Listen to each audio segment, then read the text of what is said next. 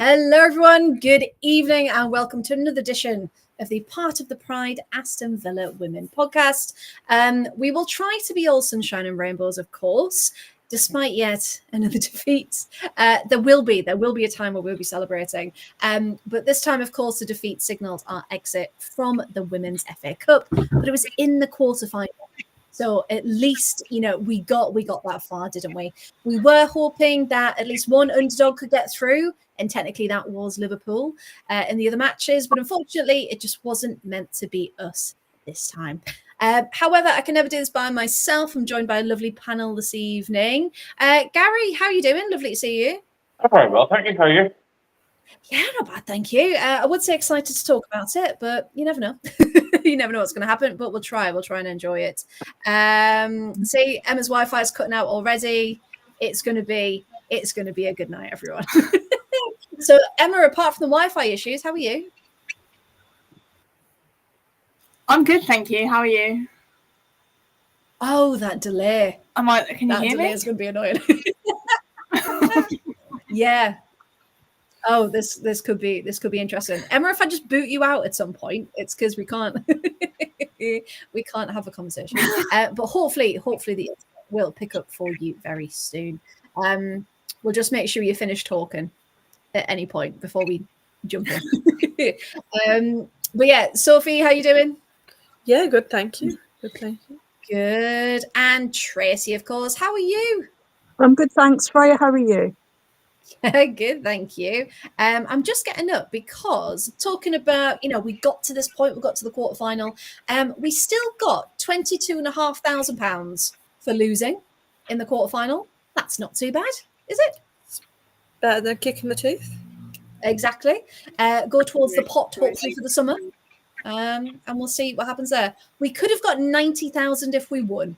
So it does, kind of put it in perspective. But 22.5, as Sophie said, not bad at all. So shall we? Let's have a look at the starting 11, because as soon as it came out, I think a lot of us had questions, especially regarding Sabs. Of course, had to be subbed off the week before. She was wearing one of our superhero masks that Patsy was recently wearing. And Emily even managed to get a picture, our lovely Emily, at the match. And I don't know if anyone else saw, her eyes are all black and blue, aren't they? Gary, was it worth risking Sabs in this match? Or should Caitlin have had a shot, knowing that ultimately the odds were stacked against us? But yeah, was it well worth the risk? Personally, I'm surprised to see her on the pitch. Yeah. But she did actually put in a pretty solid performance. It's probably one of her better performances this season. So yeah, I think it maybe was worth the risk. She is her number one for a reason, but I think longevity, we probably should have had her back and even give her a chance, because the girl's screaming out for minutes, it isn't getting them while she's out on loan. So it's a fantastic opportunity to help her grow too. Well, that's the thing, isn't it? Because obviously we brought, Caitlin Talbot in for a reason. Ideally, these are the times that we want to see Sophia, youngsters like Sophia Poole coming in, or our second goalie having a shot. But it feels like, and again, we've talked about youngsters before, but it feels like there's not much difference between the league and the cup and the players that get the opportunity. But yeah, we can't deny Sabs had a brilliant game, and we will talk about it. Tracy, I'll come to you for this one. Some other names left on the bench: Rachel Daly, Kirsty Hansen, and Jordan Nobbs. What did you make of it and their absence? Was it the right decision to leave them on the bench and then bring them on for a bit of an impact, or what did you think? Yeah, why not? I mean, okay, yeah, good. Yeah, why not? I mean, Ebony and Gabby, they were up front, weren't they? Yeah. Yeah. So yeah, it's like when you've got decent players in your team, somebody's got to sit on the bench. Someone's got to do it, yeah. Somebody's got to sit on the bench. Just going back to Sabs, can I just say she needs to get punched in the face more often, because he did have an amazing game. And I think that mask actually does turn her into a superhero. So I was going to say, although we don't condone punching teammates. no, we don't. But But no, it seemed like for parts of it there was a fight, wasn't there, to Villa? And again, I was actually out, so I missed the first half, but I have watched it back. I do know what happened. And honestly, when I saw the half time come up as 0-0, I was like, oh, maybe we have a chance. Maybe we can do this. So our defence was amazing, I thought. Yeah. So It was. So let's talk about the first half then, shall we? So City started incredibly strong, as we thought they would do, but we've always said that we play better with less of the ball. Sort of said all season, against bigger opponents, and it showed exactly right. We were able to try some attacks on the counter, weren't we? And of course, as we've said, some very brave saves from Sabs throughout, especially to deny Bunny Shaw. I think their first attempt was, 8th minute or something like that. It was never going to be easy.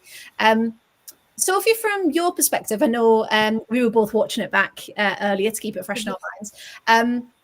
That first half performance without those bigger names, do you think it was, I don't know, how did we manage to frustrate City? Because we didn't make it easy, did we, in that first half? No, I think one of the things we did well was just getting bodies behind the ball and into the box, which gave them no space in the box to actually do anything. But I think having Ebony Salmon, she's so rapid. Like, she's able to get up and just annoy the defenders. Like, Yes. I think as a tactic, having Ebony Salmon there to tire them out, and then if it looks like it's going into extra time, bring on sort of Jordan Nobbs and Rachel Daly, who maybe aren't quite as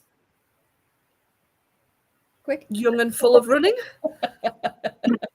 No, you're absolutely right. Because I was going to ask this question later, actually, but Sarah was just putting on Instagram that we were live. See if anyone else wants to join us. What I was going to say about Ebony, and Sophie, I'll keep with you for this one, if that's all right. We think that sometimes her pace is kind of to her detriment almost, because she's already like in the box, just putting the cross in, and there's no one else with her. So do you think that's almost a frustration for Ebony? I think so. But yeah, I think she's good at getting up there, and then once she's up there, and I don't think that's on her, I think the entire team is exactly the same. They get up to the box and then they're all like, oh, what do we do now? What do we do now? What do we do now? Yeah, it's so unfortunate, and like you can see all of them getting so frustrated that either their first touch hasn't gone right, their control of the ball hasn't gone right.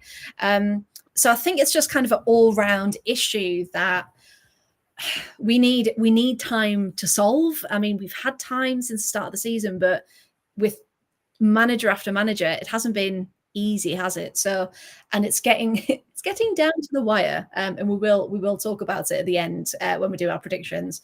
Now we'll see if Emma, can you hear us? Are you back? Nope. Hello? Okay. We can't see you though, Emma.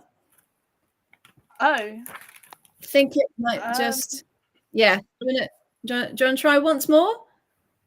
Then we might just have to resign you to the chat. Try again. I'll tell you what, I'll kick you out and then you can, yeah, there we go. Sophie, it took you away too. I don't know why. There we go. We're back. Right. Let's try one last one then. No. Emma, if you can hear me, your camera is still not there, unfortunately. I will keep an eye on you. But we need to see you. We need to see your face. So please keep trying. So back to our front line then. So we had Ebony, we had Chastity, and Katie Robinson as well. Now I know when Nick's usually on, Nick is a defender, isn't she? But no one could really settle into the game, could they? And unfortunately, Katie Robinson, I think, out of everyone, it was quite noticeable. Her lack of impact, maybe lack of involvement in the game. Gary, what do you think about Katie Robinson's role at the minute? because you could argue with all of them, they need more time to get in their rhythm and prove themselves. But yeah, what are your thoughts so far on Katie Robinson? I've always thought that Katie was more one for the future. Yeah. Because obviously at the start of the season, we had Hansen and Leon. And those were the people that we always considered as being our two best wide players. Katie, I don't think, has settled. Chastity has started to settle and has actually been putting in some solid performances from the turn of the year. But Katie's still struggling to make a real impact. But then you watch her for England under 23s, and she actually has really good games in the England matches. I don't know, are we using her differently, or it's just strange that she performs so well at the international level. I just can't replicate it in a Philly kit. That there's something that's just not clicking for her, and for me, she's still trying to find her place in the team. Yeah. And it's hard, isn't it? Because when you're in these kind of high pressure games, especially against a team like City, you need kind of almost your best players out there first, don't you? And if someone isn't quite a starter yet, we've seen what she can do as an impact sub. But yeah, it just kind of, it shows that difference and that hunger, doesn't it? So yeah, so it's an interesting one. Has anyone else got any thoughts before we move on to the next? I think with the wingers, certainly at the start of the season, it felt like we almost had too many wingers of a similar quality that everyone wanted to start, and you can't have all four, or 4, 5, 10, however many we had. A lot. They can't. Well, you say they can't all be on the pitch at once, but well, we tried it, didn't we? We've got so many players that are capable of playing out wide, and you can only have 11 players on the pitch. Yeah. And that's the thing. We needed players who could still be more versatile, but still keep that quality. Right. She's changed devices. Can you hear us, Emma? Yes. Yeah. Can you hear me? Yes. There's quite a delay, but we'll get there. We'll work it. We'll just talk very slowly. This is going to be fun. So it isn't obvious. But I mean, coming back into the starting 11, we had Lucy Parker, of course, showing that why she should always start when she is fit and able to, and again was able to clean up a few times as well. So of course we were on the defensive straight away, but it just, I don't know, because Tracy, you were there, weren't you? Made the journey. How did that first half feel for you? Because we had a couple of glimmers of some hope coming through. But yeah, what were your thoughts leading up to half time on performance? Well, I don't know what the actual stats were. Maybe Sophie can help us out for the first half, but it felt like, the possession was mainly Man City, but we put up I was really impressed that we managed to make it to half time at 0-0. I thought our defence was fantastic, and I've watched the highlights back, and I've started to watch the full match back again, and yeah, our defence was amazing. So to get to half time, I mean, everything was against us, wasn't it? The commentators were against us before we even started, saying that we were the underdogs, that Man City was going to win, and they're the favourites, and we know that. I think it's 4 games that they've run on the trot now. So it was really good to see them make it to half time, and then obviously they started to tire in the second half, and those 2 goals went in. But all in all, it could have been a lot worse. Well, that's the thing. Yeah, because a lot of people, like you said, were writing us off. Like, Villa, we've had our moments, of course. We did it 2 years ago, didn't we? All kind of hoping we could do something, at least score. And to keep our 2-1, of course, that would have been ideal. But yeah, a lot of people, had written us off from the start, hadn't they? So the fact that and as we were saying, you know, going back in the commentary, we've got loads for commentary corner. I had quite a few anyway, and I saw it in the chat as well, because they were getting like teams wrong, weren't they? They were getting results wrong, names wrong, of course, as per usual. And you just think, why is it only the top teams that get like the superstar media attention? I do have to say though, the commentator at one point, because there wasn't much going on the pitch for about 10-15 minutes, they just started doing like the history of Villa Women, which was quite nice, and just went off on this tangent. And I was like, yeah, you can tell nothing is happening here, but it just felt like they were just saying anything and everything, and it was just a bit, wasn't the best commentary we've ever heard. I do have to say though, we know Emma, right? Emma, we're going to try one more time. Her booster is plugged in. Is it working? Are we good? Should be working. Can we hear me? Your picture's clearer. And yeah, we kind of we'll try. We'll try. Okay, we'll try. We'll see how this goes. If not, boot you out again. Right. Okay. So we had chances. There was a first glimmer around the 20th minute, and it was Ebony. So we always say she's our cup striker, don't we? Such a threat, but just needs to maybe work on that clinical edge to her finishing. So within the 20th minute, she was able to beat Kasparai, which was great to see. But her shot, of course, went straight into the hands of Yamashita in goal. Now, on the commentary again, they were saying, oh, well, you know, she should have tried to get around a defender. And it wasn't even a chance of like, oh, she's had, you know, they've had a shot, they've had an attempt. It was just straight back down of, oh, well, you know, she could have done a lot better than that. However, we appreciated it. We appreciated the attempt. So chances were few and far between, but that one was probably the best one of the half. Now, question. I don't mind who answers this one, actually. Emma, you can if you like. I thought Tomas, for the first time, wasn't that impressive in that first half. Bit sloppy. Now, could that be due to just not getting minutes, or was it because City being City were just pressing a lot harder because they wanted the win? Emma, what were your thoughts on that first half? I think again it's probably the not a lot of minutes because she's only come on as a sub in the last few games, and she's not had loads because we tend to make our subs up. So it's probably that, but then she's very attacking minded, isn't she, as a defender? So she wanted to like run forward rather than obviously the press that City were giving us. So I feel like she kind of wasn't in her element at the same time. So probably a bit of everything, maybe. A bit of everything, yeah. Okay, and we'll just work on everything all at once, trying to make it work. Jill Byings as captain again.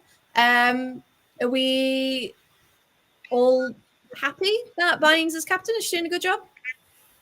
Do we think? Anyone got any thoughts? I think so. I think she's a good captain. I hope we keep her. Well, that's it. I hope we do as well. I heard someone say, why are you giving a lone player the captaincy? And I thought, well, if she's a leader in the team and she's leading it very well, then why can't she? If she's exactly, and that's the thing. We've said it before. We'll say it again. We really hope she does stay. I do. Yeah, go on. Think giving she's a lone player captaincy, I think maybe in a long term of like stability for the team, if she's going to only be here for like a few months, then maybe you can see why you'd maybe want to give it to someone who's more likely to be here longer. But then again, it seems like the entirety of our starting 11's contract is up in the summer. So, well, yeah, that's the thing. We've got pretty much everyone. And someone asked us last week, it was AVWFC Lionesses had said about contract. And I went through, and before Georgia Mullet signed her contract extension, the last contracts we heard were a year ago. Just a bit less than a year, so like May time we were getting some. Wow. And they were all just the triggers of the 1 year extension. So yeah, we've Wait, got have I missed Georgia Mullet signing an extension? it was back in October, I think. Oh, okay. That's Yeah. fine. It wasn't recent. So that's like- what I'm saying. So that was October, and then before that it was March, May. So yeah, We're not very good at contract announcements We're not. or extensions No, or no. anything like that. or injury updates, or in fact much. But that's why Anything Sporting really. dogs. Yeah, that's why we need to keep asking questions, don't we? That's exactly why we're here. So we got to 0-0, half time, and you think, okay, no one scored. Great. Can we keep it up? Can we, ultimately go to extra time and pens? However, City, of course, were able to step up another gear because of the depth and quality they've got, and came out fighting. We were able to keep up for a little bit. However, our luck ran out in the 52nd minute when Bunny Shaw did Bunny Shaw things and broke the deadlock. I do have to praise Mary Fowler, though. She had a fantastic game for City, annoyingly. She's really grown this season as a player, Yeah. I think. Given that time, because she was always seen as Yeah. like a replacement for Bunny, wasn't she? So actually getting that time to be on the pitch can do is being fantastic. So it was Mary Fowler, lovely pass from her, and unfortunately Bunny Shaw, she just likes to hang off the shoulder, doesn't she, of the defence, and just went straight through the middle of Anna Patton and Lucy Parker, and just straight under Sabs' elbow, unfortunately, to make it 1-0. Now, Villa tried to sit quite tight, didn't they, in the middle of the pitch, which worked for quite a while. But then, of course, City went out to the wings, and you just can't let Jess Park get her crosses in for you. And then ultimately, Sophie, I think you said this earlier, you need to close down those opportunities and just not let them actually get to them. Now, Gary, it was Ebony again on the counter that gave us another fighting chance. But Gabby, unfortunately, who was due to receive it, flicks off the back of her ankle and back to City to go down the other end again. Did you think, I know we've talked about starting 11, but did you think the formation was right? Even though City were trying to do different things, it felt like we're a bit stuck. So yeah, did you have any thoughts on our progression through that game after City had scored? I thought it was interesting starting with two strikers and not actually having somebody at 10. We did actually seem to try and put Ebony and Gabby up front. And they stayed up front, and I reckon that's why they were played, because Rach would have been in our 6-yard box trying to get the ball up the pitch rather than actually being up there to receive it and actually try and do a bit of damage. So it was interesting to see the different lineup. And in the first half, it was clearly working. But whatever's been said at half time, Man City came out with all guns blazing, and we had 2 moments of a lapse in defence. The team had been solid up until then, but Fowler's pass did split it. That's straight through and Bunny doing Bunny God things. I don't think the defence actually stood much of a chance against that one. But the second goal, that was a bit of daydream. We could have defended better at that stage. And it let us down. I don't. City could have done a lot more damage. We know they had a lot more chances, but we had chances too. We did. Yeah, go on. Clearly, it's Ebony, most of the chances fell to her, and it's probably a bit more ring rust because she's not really getting the play. And it's not as if her strikers are fired all guns. Rachel's the top goal scorer with 5 and 15. Gabby's goal, she has 3 in the cup, and that's it. And they were all against Bristol, so it's not as if it was against like one of the top teams. And a player of Gabby's standard, the way she played, and around the world, she's better than that. But I think she's struggling with the English game, and I just don't think I would have had her on the pitch the whole time. It's hard, isn't it? Because we kind of said when everyone came in, how's everyone going to fit? And again, we've talked about all the wingers. We've talked about, how we try and shoehorn it in, because we've had obviously players inherited from Carla. Then we had Robert De Power bringing his players in. And then we've then lost players. So Arroyo's come in and she's trying to make sense of what she's got. And it's all well and good saying, oh, we'll build in the summer, we'll build for next season. But ultimately, and again, we've said it a million times, we need to get to the end of the season and figure out, what's going on, because, we can't go the rest of the season without getting points, can we? And getting performances. So yeah, it's a shame, because as you said, we know the potential. We've seen what they can do. We know the quality of the players. We just need that kind of magic ingredient to make it all work and come together. We escaped a bit of an awful one. Byings nearly had her own goal. Do we all remember that bit? Oh, the clearance that she just took. That was a bit of a hit and hope. Yeah, that was I'll clear it. I'll hope for the best. And then you just saw everyone's face going, oh no. Is how close to goal is that one going to get? But thankfully, it did not go in. Now, we talked about subs earlier. Our first change came just after the 60th minute, as per usual. And this was Katie Robinson for Rachel Daly. Now, Sophie, how do you think Daly did when she came on? Or would you have preferred her to start? Because she started to put some pressure on Yamashita, didn't she? But ultimately couldn't make much happen. So, yeah, Rachel Daly's an interesting one this season, I think. I think sometimes she ends up getting dragged too far back to be as effective as she can be.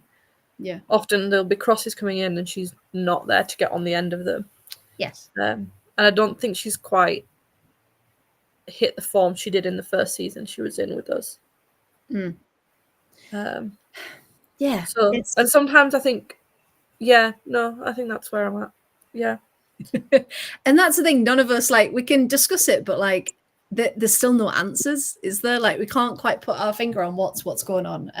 So Rachel Daly comes on. Sean Neely got a second, didn't she? Again, peeled past a marker and tried to convert a City free kick from quite a distance, which I think also came from Rachel Daly when she tried to get the ball from Jess Park and just got Jess Park instead. And just a shout out for how impressive Bunny really is. I was going to say this in commentary corner, but I'll say it now because it links quite nicely. Do we remember the moment where the commentator just started to say, well, D'Angelo isn't really that tall, she's only 5'8", and then proceeded to list the heights of all the City players that are taller than her? And you just think, okay, but if she can be in goal and do a good job, it doesn't matter. But I think the taller goalkeepers have an advantage in the women's game. Yeah, no, they will.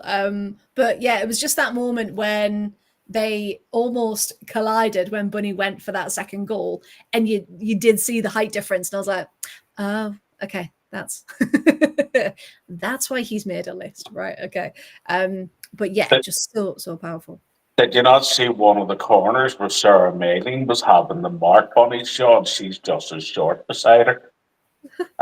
There's not a chance Sarah's beating her in the air. If this comes anywhere near Bonnie, we're done.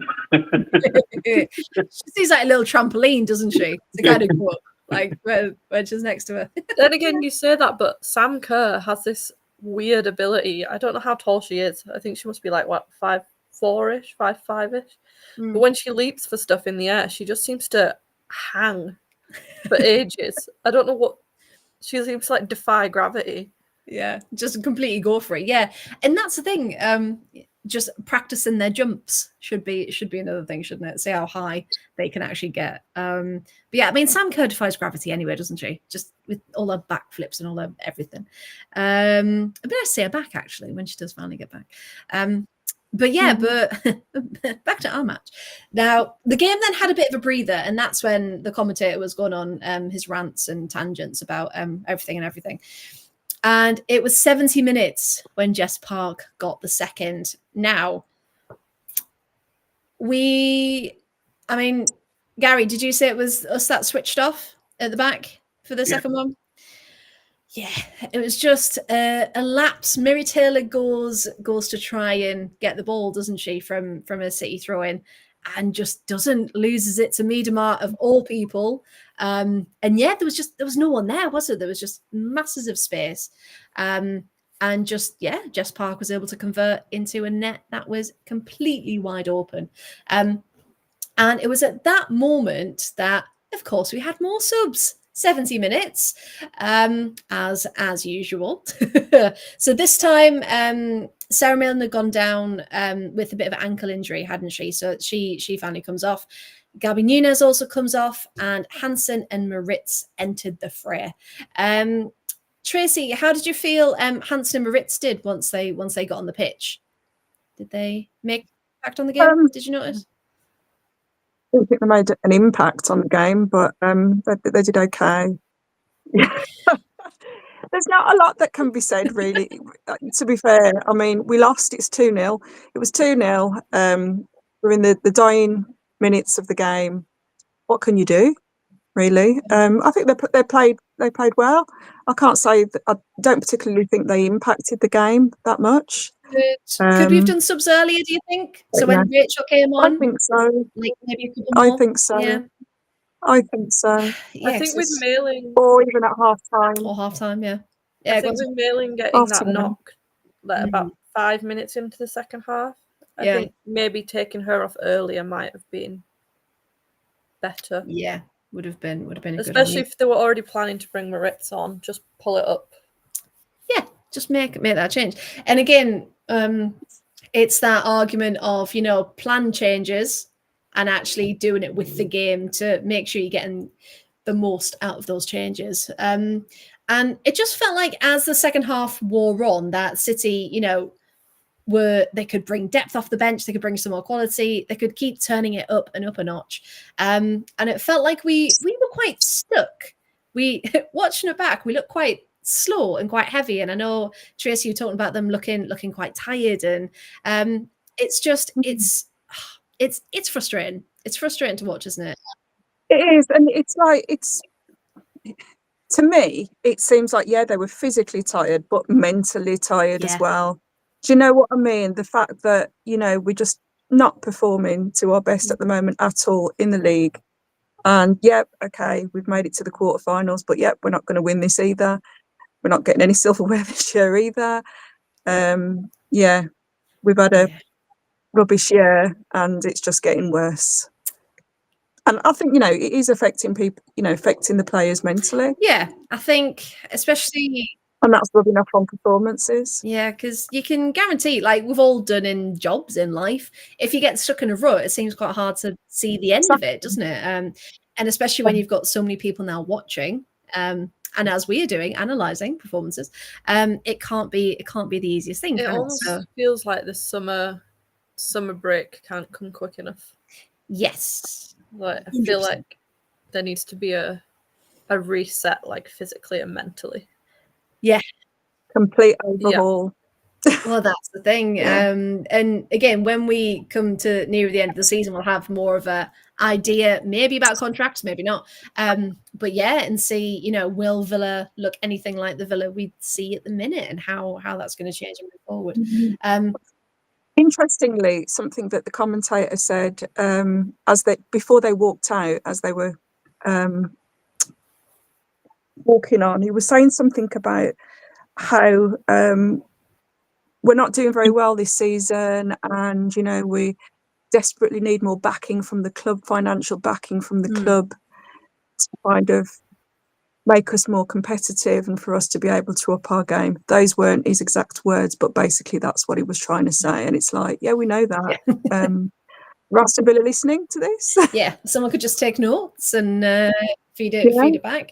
And that's the thing, like the club can't be oblivious to it, because all the teams around us are getting bigger and better and putting more money in, and that is then reflecting in the performances. And I will say it almost feels like this January transfer window, they put all their resources and effort into getting some really good signings in for the men's side that have managed to make a massive impact for them, and just kind of left the women's team to its thing and been like, we'll focus on the men, which possibly rightly so. They're in Champions League and doing the business.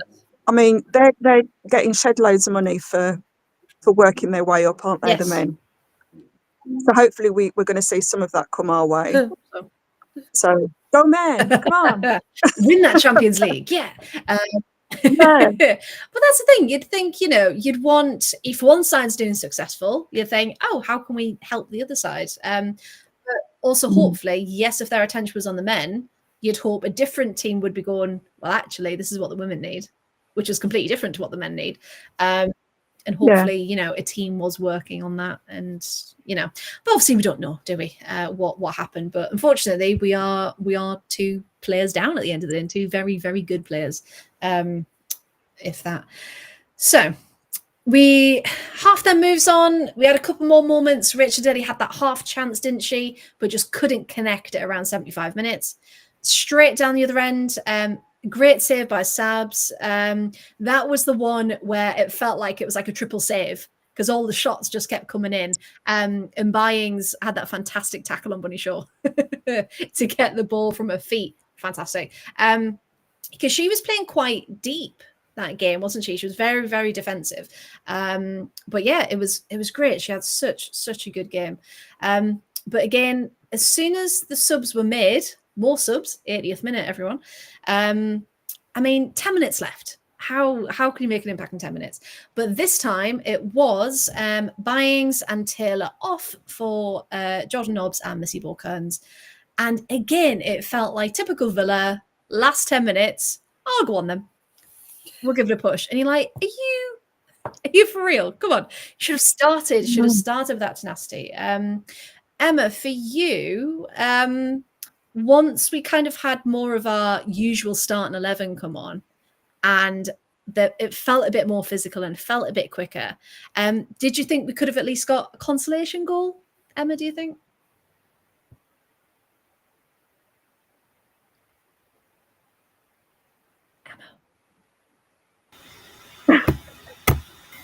Emma!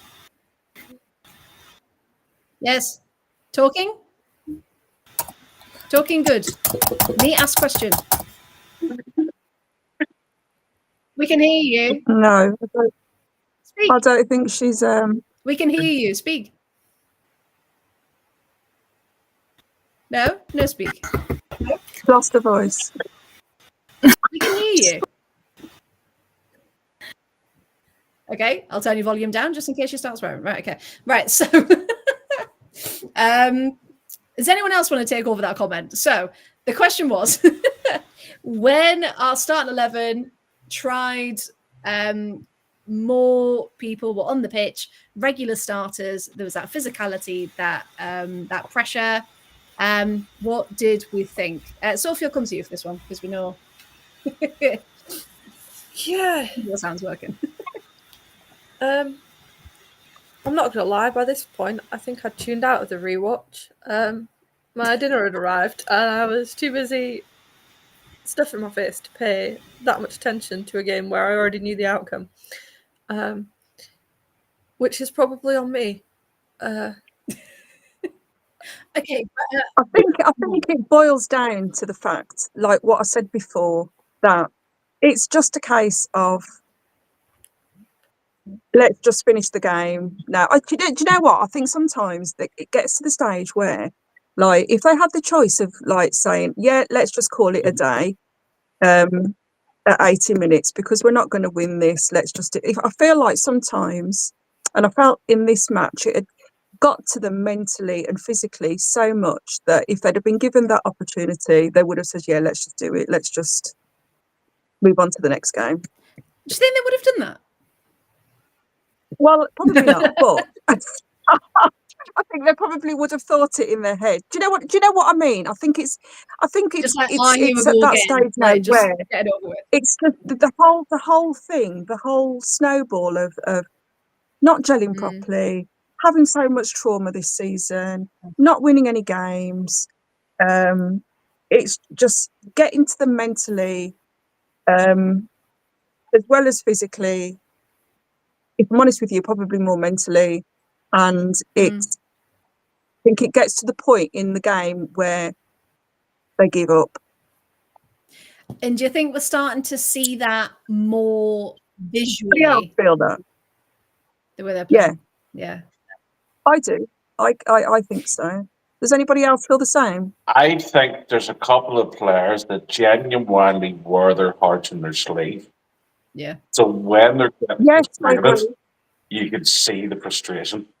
You know, if a game isn't going our way, take a look at Rachel Daly or Kirsty Hansen. Yeah. Because the pair of them, their facial expressions can hide nothing.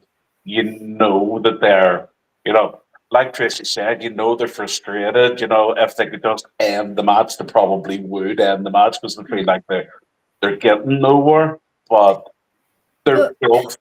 Don't get me wrong. Sorry to interrupt, Gary. Don't get me wrong. I don't feel that they're not giving 100%. I think everybody's giving 100%, but I think it's exactly what Gary's just said there. You have to mentally give 100% as well as giving physically 100%. Yeah. And if you're not in that mindset and you feel you're mentally defeated in so many different ways, that's going to show in your play, isn't it? No matter how much effort you're trying to put into it. And it can't be easy then being on that team surrounded by ultimately that negativity, isn't it? Because everyone does want to win, and we know it's because they want it so much and it's not happening, but it then can't be easy as an environment, kind of. But they're two of the hardest working players on the pitch. But because that's the thing, yeah. But two players doesn't make a team. So that's where the frustration is coming from, because they're trying to do everything. And Rach has to remember that one player doesn't make a team. Exactly. We need her up front, but she's spending too much time in our 18-yard box, so that whenever she's back doing the defending stuff, when we do get the ball up the end of the other end of the pitch, most of the season we'll be relying on Gabby. Most of the season, Gabby's been falling on her arse. She's a talented player, but she's from a different country. Europeans are known for being just a little bit softer, and it shows. That there was a wee stage coming up to Christmas. The Gabby showed a wee bit more strength, but she came back in the new year and she was falling on her arse again. And that's frustrating. And makes you wonder what's happened, between the two. It makes me wonder what might have happened if it was Rach at 10 and Ebony at 9. Because she does have the strength. She does have tunnel vision, like she just runs. And I felt a bit sorry for Ebony, because when Rach came on, she was pushed up front and Ebony was pushed out wide. But then whenever Kirsty came on, Ebony was pushed back up front and Kirsty went out wide. And it's just like, you're just like that chess piece that's being moved around because they can move you around. Yeah. To be fair though, Ebony, she doesn't care, does she? Whether she's on the wing or whether she's up front, she'll still run with that ball and weave in and out people and get. Do you know what I mean? Absolutely. Yeah. And that's the thing we all said.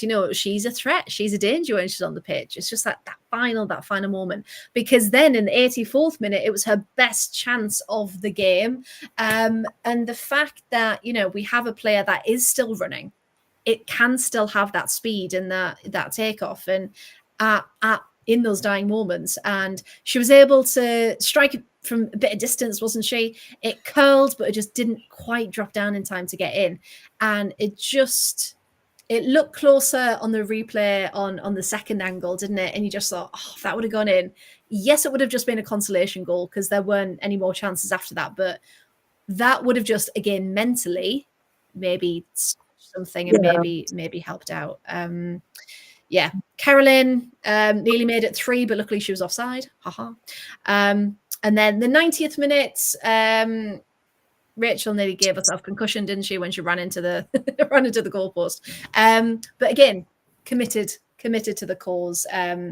But the cross was too high for her. So ended 2-0.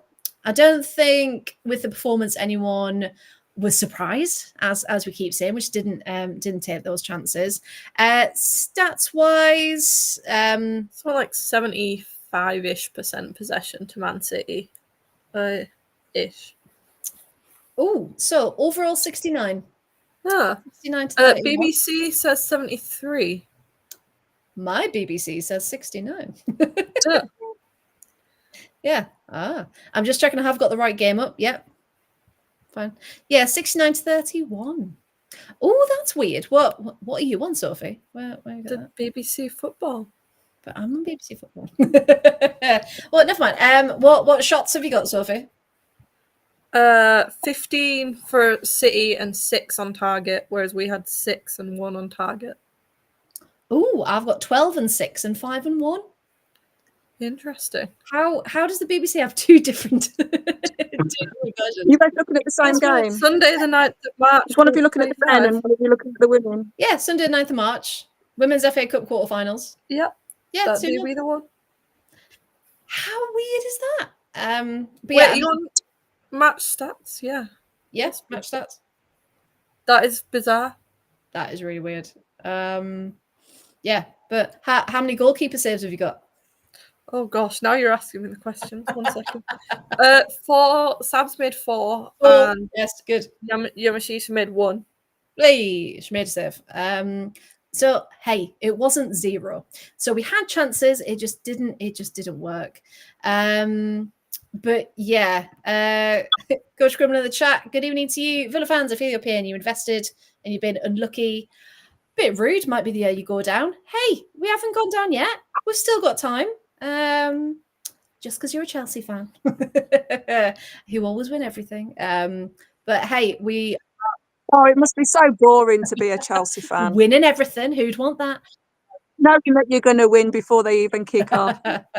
How boring indeed. We love the fights. That's what it is. Good evening to our friend Crunk as well. Congratulations, of course, getting through to the semis. Unfortunately, couldn't give you much more of a fight, but hey, it was two good goals by 2 very good players. Crunk got us other wish as well. Gareth Taylor left. And Gareth Taylor went. Yes. Well, that's the thing, isn't it? It's very much like it's weird timing.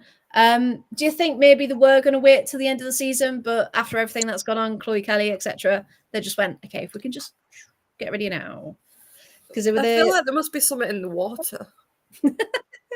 Yeah.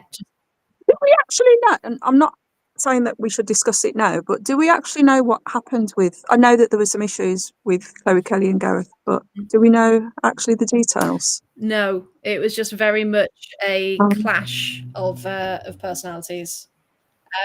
And people have made lists of all the other people who have also had a clash of personalities with him. So maybe it's the worst thing in the world. I have a feeling that this is a thing with all managers across the board, is that there's some players that love a manager and really like their style and really like the way that they work with them, and then other players just don't like that, and that's fine.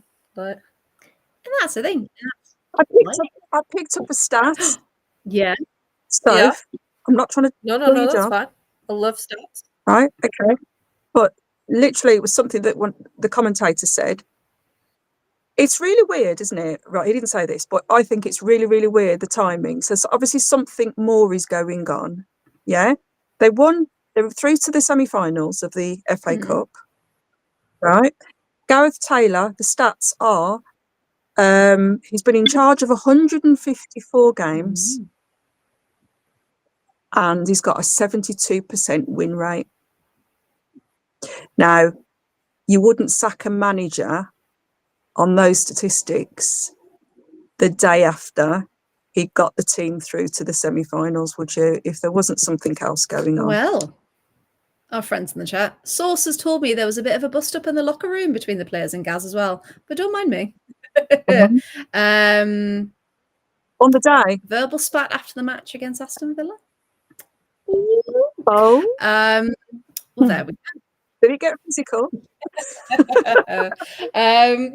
Well, yeah. So I think, and again, there was a rumours about Angel City and them saying, "Oh, our candidate isn't available till June," which then everything pointed at Gareth Taylor. And so, yeah, I think he might, after all of this, that might have been the straw that broke the camel's back and just kind of progressed it further to terminate that one. To be fair, their season hasn't been fantastic either. They're struggling to get into Champions League again. Yeah.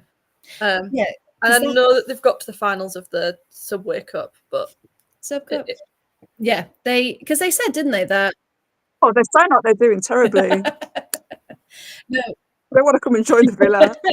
I think by Man City standards, it's not enough. Yeah, for Man City where they should be, they're certainly lacking what they need to. Because if you look at, well, what they said was, we need to be pushing to secure Champions League for next year.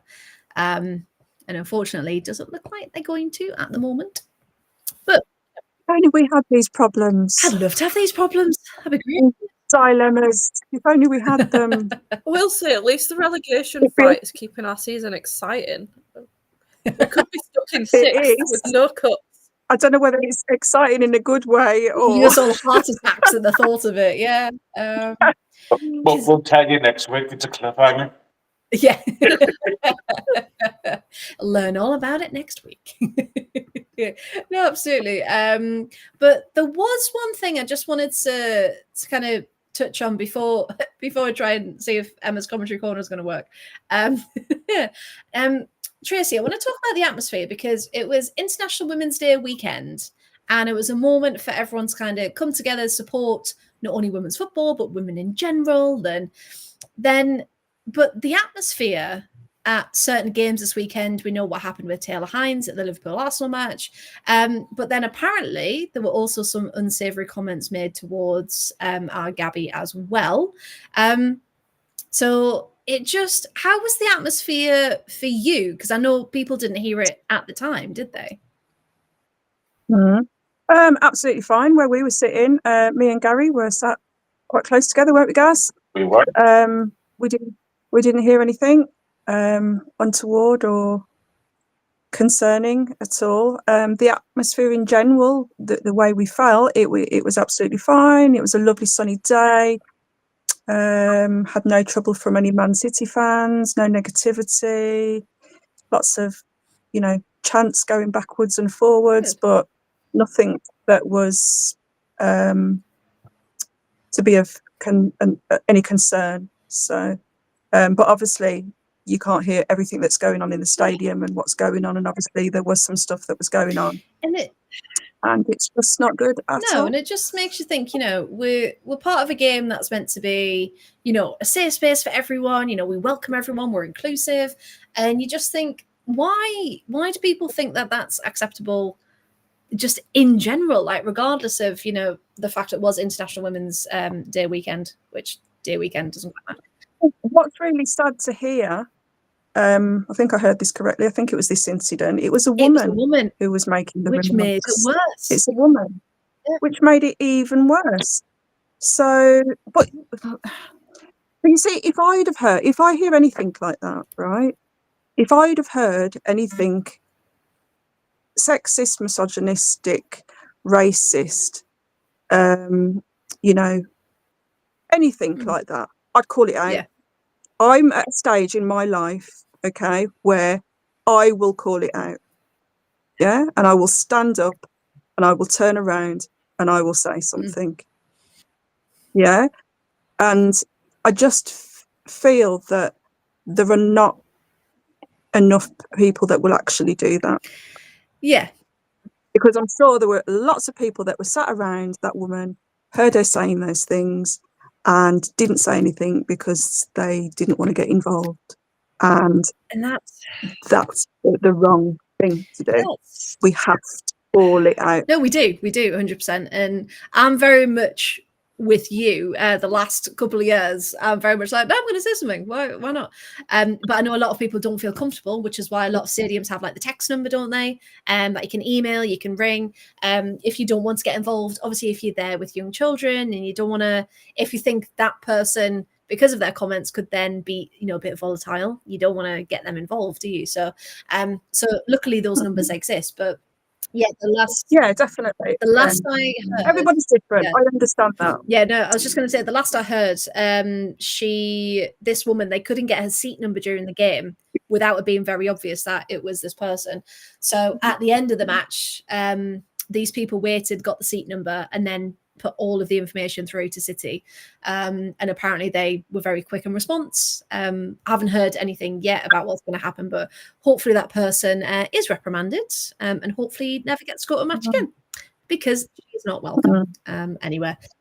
I mean, I mean, I do understand that everybody's different and some people might not feel as comfortable or brave enough to do that. But it's, even just go and tell a steward or something, or an official that's there on the day, that immediately, jump on it as soon as it happens, call it out straight away. Yeah. Don't just, obviously the person, who reported it and got the seat number, brilliant. That was brilliant that was done. But it would be good for that person to be removed from the stadium and for a message to be given to other people who think that that kind of behaviour is acceptable and will be tolerated and nothing will be done about it. Yeah, definitely. And the sooner the better. And again, social media people can think, they can say what they want and there's no consequences. And unfortunately, that's coming into real life where people have forgot how to have manners and to have respect for the people. And unfortunately, we're seeing it get more and more as the women's game gets bigger. But it is our responsibility, isn't it? Yeah, go on. I also think as well, with the game getting bigger, you might have more players coming across from the men's side where comments like that are much more normalised and tolerated. Even though they shouldn't be, and they are working to get rid of that, I think there is still that sort of... But then it's the perfect opportunity at the start of the growth of the women's game, that if those kind of people are coming in, that it's stamped on straight away and it's not allowed to... Yeah, I fully agree with you. Do you know what I mean? I fully agree with you. I think that's one of the good things about the women's game is it does feel a less toxic environment. Definitely. But I would like it to stay that way. Exactly. If your signal hadn't broke up, Gary, I'm sure that was really funny. But unfortunately. No, I knew that you were trying to speak, but every time it's like you might get your opportunity. Broken up again. Awesome. We'll just laugh, Gary. We'll just laugh. It's okay.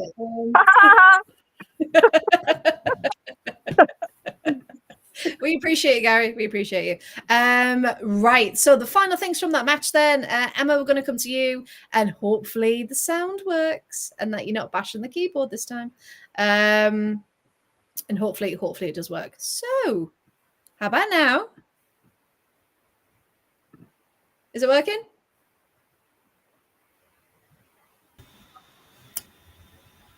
I just don't think she wants to speak. Ah, there we go. Go. Yes.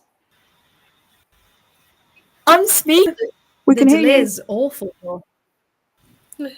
No, you it's fine. This is the last time I ever use my laptop. Trying to edit this. I'm just saying that.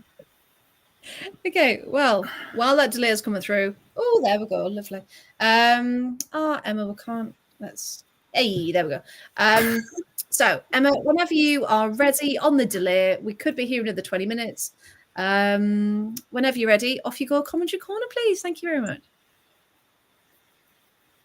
Cool. So I've got a few this week. Most of them are name mess up, which how many rant over. So we have Noel Moritz. You like say name at Christmas. It's not a hard name to say. Noel Moritz. You say it at Christmas. Do you know what I mean? This is not difficult. Part of a hymn. Yes, good. Mary Taylor. Mary Taylor. We're going for like Mary. the Christian vibes, the Christmas vibes here. But yeah, Christmas vibes on the page. Brilliant. Okay. Then we've got one thanks to Gary who pointed this out earlier. Man United 1, Villa 0. Who will be playing again? They're playing in the wrong colour then. If it was, it's almost as good as the Gareth Southgate for Gareth Taylor. Oh, that was funny. Yeah. Gareth Taylor got sacked for playing wingers. But which Gareth is the true Gareth? Who knows? It's quite funny because I can see Emma's mouth moving, but nothing's coming through.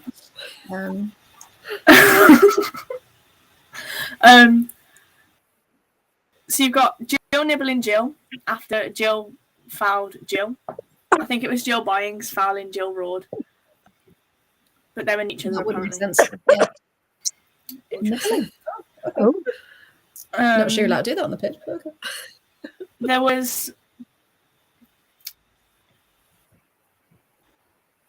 was a really contradictory comment. Whoa, that was a big word for me today.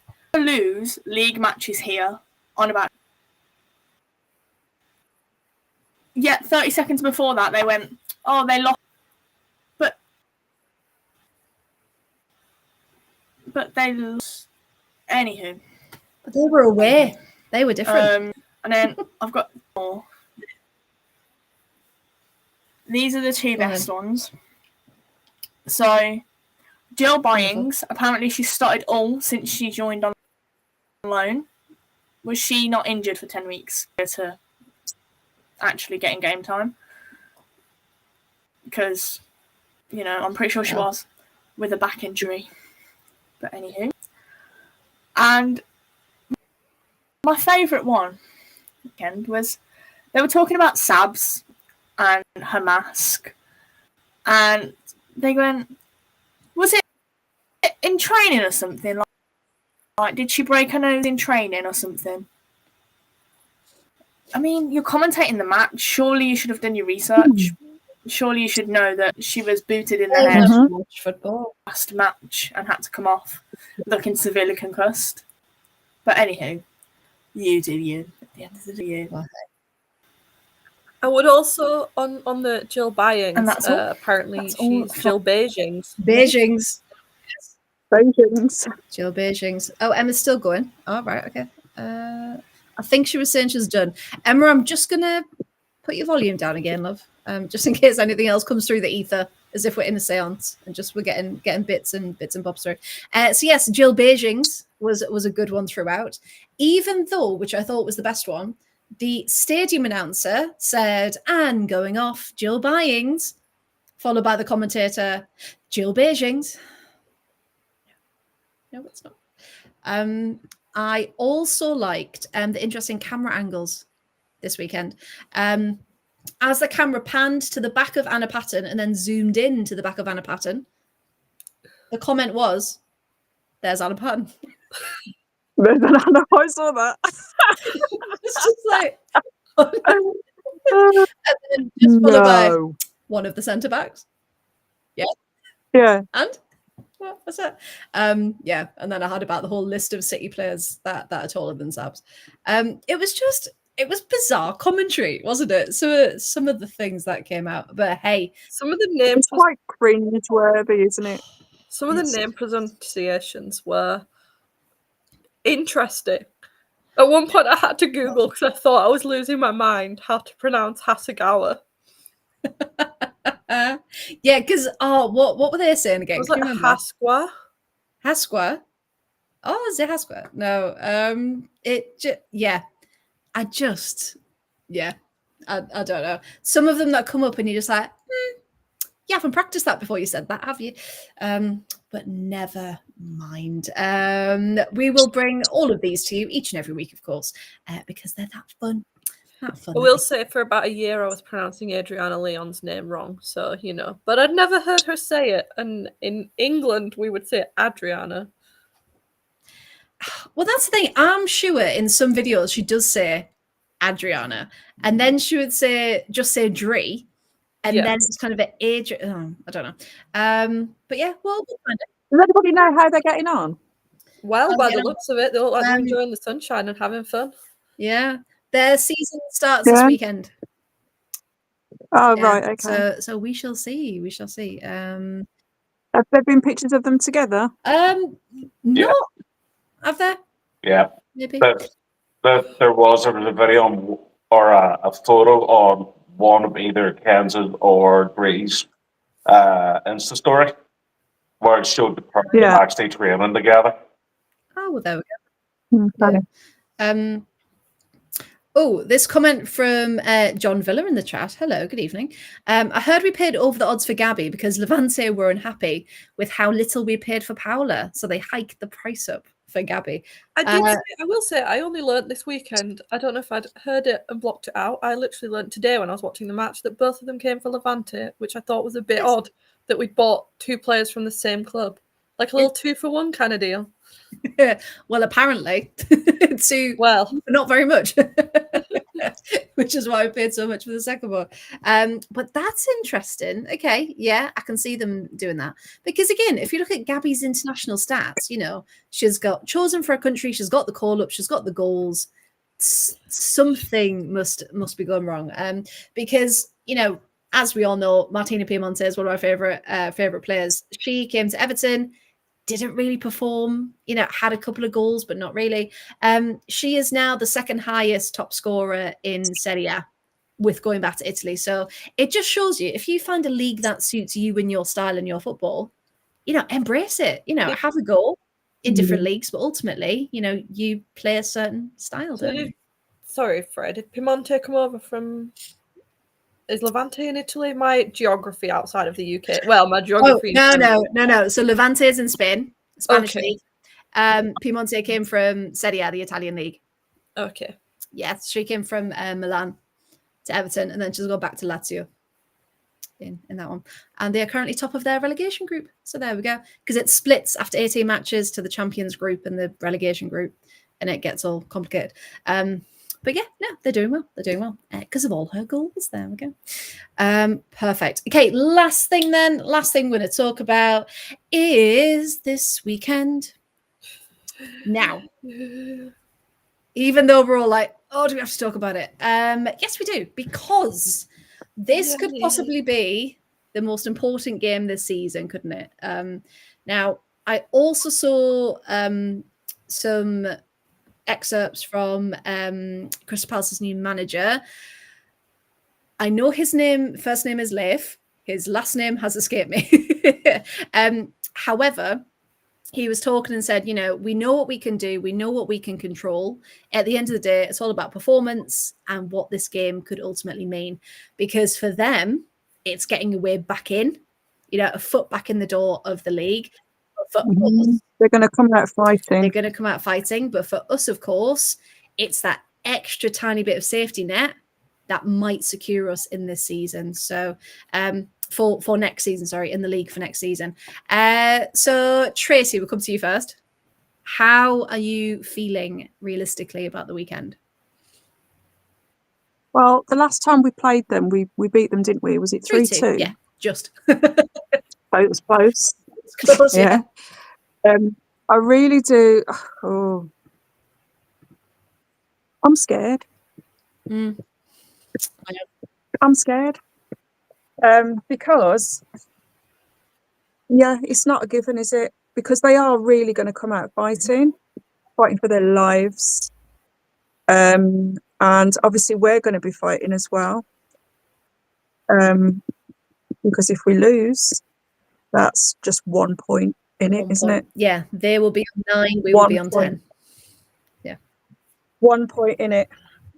And that's just a little bit too close for comfort. So how am I feeling? Scared.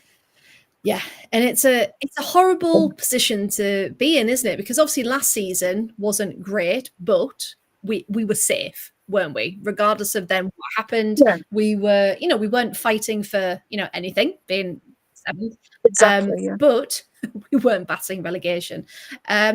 Sophie, how are you feeling ahead of this weekend? To use one of my favourite expressions, it very much feels like squeaky bum time. Well, it is, isn't it? It is, absolutely.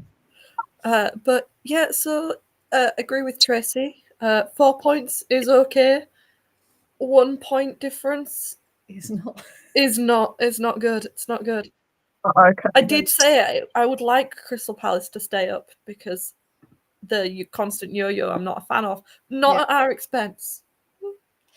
And that's the thing, because we've said that, didn't we? We're like, oh, we really hope Crystal Palace can stay up. They've got that fight, they've got that spirit. We want them to, prove, it's not just a one up, one down kind of situation. And that's totally, isn't it? Not at our expense. Not at our expense. Yeah. Totally. So if something could go dramatically wrong with like Leicester, that would be great. They could take over and we start winning.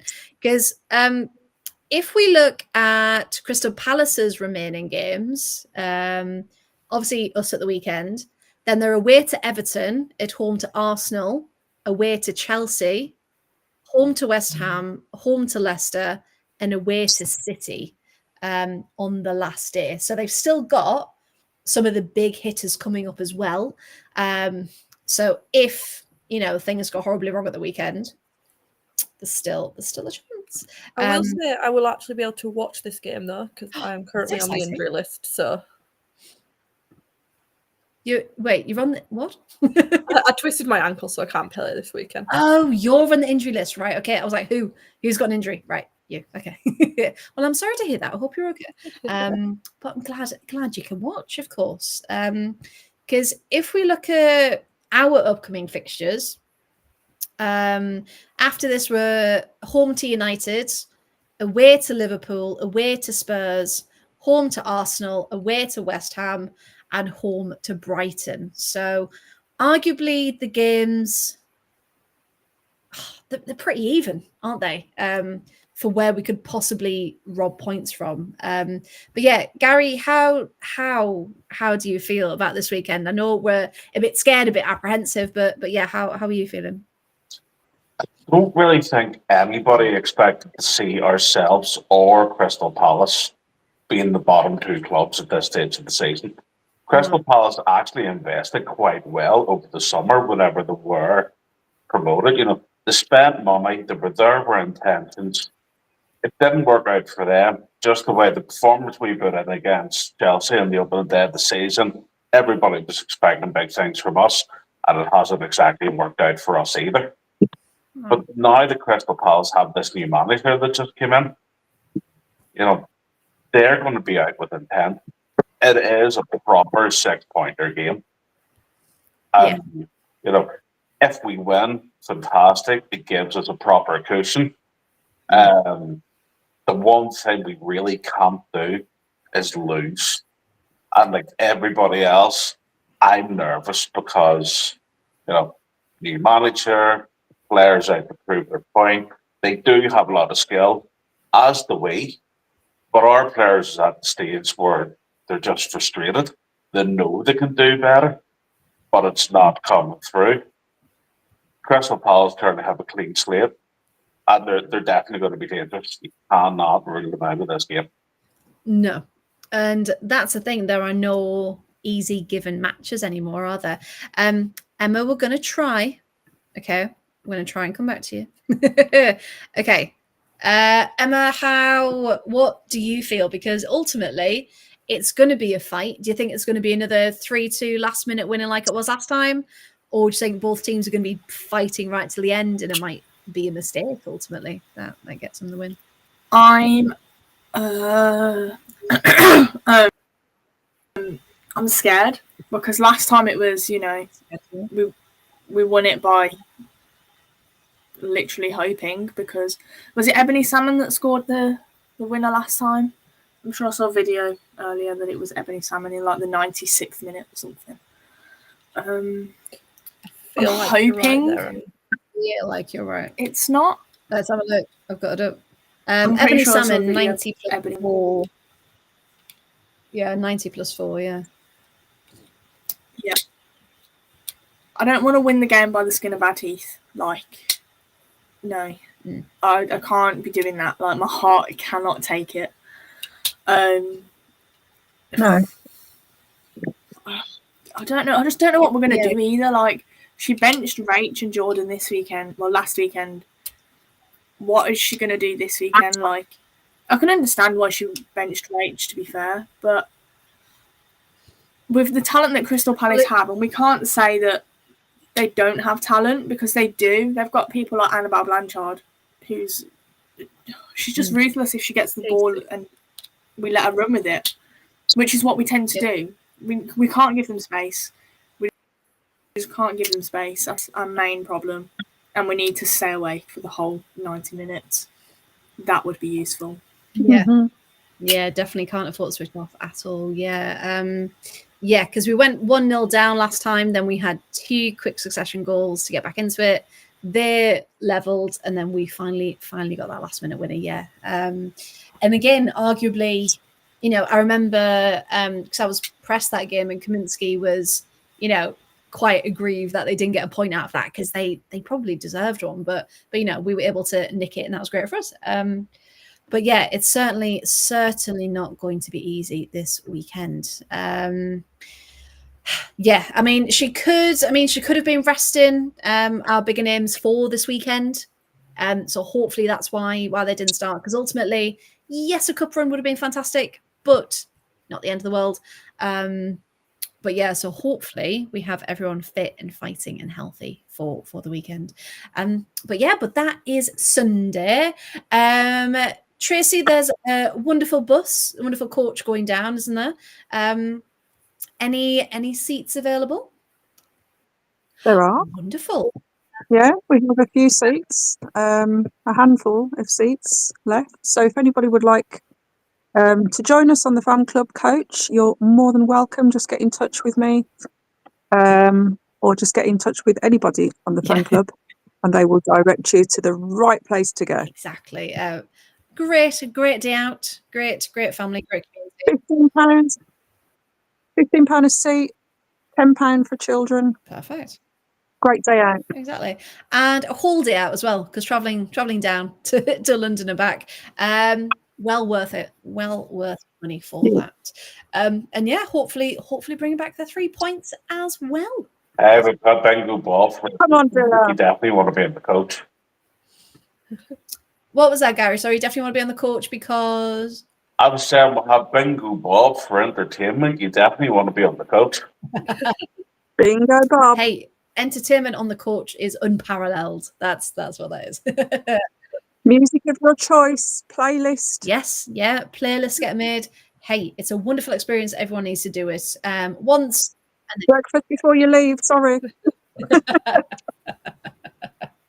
But yeah, no. But if you do still want a seat, there's still a couple of places left. So do get. There are. Now, I think that's all I had. Anyone got any other thoughts or comments they want to mention before we leave? I know we haven't had an injury update, but it was very nice to see on Maz's Insta story yesterday that she's actually back on the pitch and kicking a ball. Yeah, I saw They're that. back in the pitch. Yes. Yeah, we always miss her, but I think especially over the last couple of games definitely have. Because they said, was it around 6 weeks? I believe so, yeah. So hopefully she's not too far out to get back. We can't wait to see her back. The only other thing I was going to mention, we won't go into it, but I will commend City. They do give their youngsters a chance to either start or to get on the pitch, whether it's one, whether it's two. And just to shout out to Villa, I'd really love to see some more youth coming through, even if it's on the bench, even if it's just named in the matchday squad, to just be in and amongst it. And even if it's 5 minutes at the end, just to, you know, get that experience through. So yeah, that's my last little shout out. But yeah, thank you to everyone who's watched, listened, got involved in the chat. We really, really do appreciate it. We will be back next Thursday at 8 o'clock, of course, for all of your latest Villa news, and hopefully we will be reporting a win. We will keep everything crossed for us. Are we going to be brave and make score predictions? No. No. It jinxes it. No score predictions. Because remember, we were so confident last week, and it did not go our way. None of us are confident this week. Gary, you Do saying? you have a score prediction, Yeah, Gary? Gary, are you saying you want a score prediction? I think there's going to be goals. Both teams are going to go for it. And I can see a similar scoreline like the last one, another 3-2. And whose direction, No. God only knows. But I can see goals. I think it shall be what they call in the business a ding dong, if that happens, which I would thoroughly enjoy. So yeah, we hope there's goals. We do. We hope there's goals. 0-0's a point, isn't it? So but yeah, I'd take a goals point was over a loss. 100%. It keeps the gap But between we us the same. need a win. But yeah. yeah, it doesn't extend the gap, does it? But yeah, a point or a win, that's all we will accept. If we're not here next week, we've lost and we are rebelling. Trying into our okay. teas. Teas? Yes. Tease. You okay, Sophie? Yes. Just having a moment. Right, we will leave it on that bombshell then. So remember, if you haven't already liked, subscribed, followed, shared, we are across all socials. There was in the streaming video at the beginning, our socials are there, and they're gonna also be up in a minute too. So yeah, thank you very much, and we will see you next week. Bye everyone.